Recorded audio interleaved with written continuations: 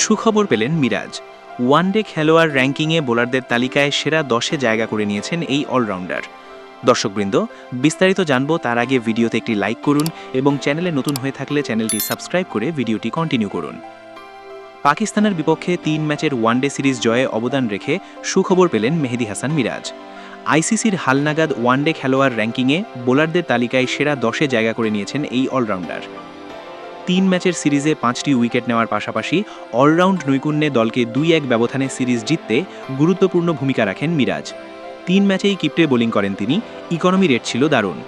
এই পারফরম্যান্সের ফলে আইসিসির সর্বশেষ প্রকাশিত র্যাঙ্কিংয়ে ওয়ানডে বোলারদের তালিকায় 9 ধাপ এগিয়ে যৌথভাবে 7ম স্থানে উঠে এসেছেন মিরাজ।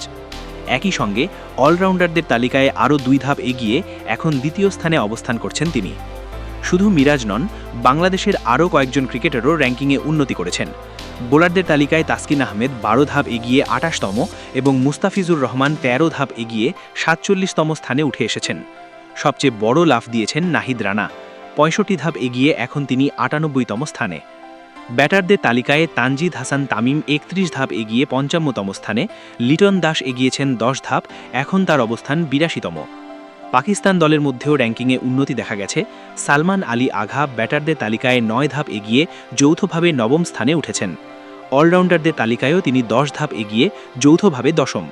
অধিনায়ক শাহিন শাহ আফ্রিদি 4 ধাপ এগিয়ে অলরাউন্ডারদের তালিকায় এখন যৌথভাবে 25তম। দর্শকবৃন্দ, এখনকার মতো এই ছিল খেলার আপডেট ভিডিও।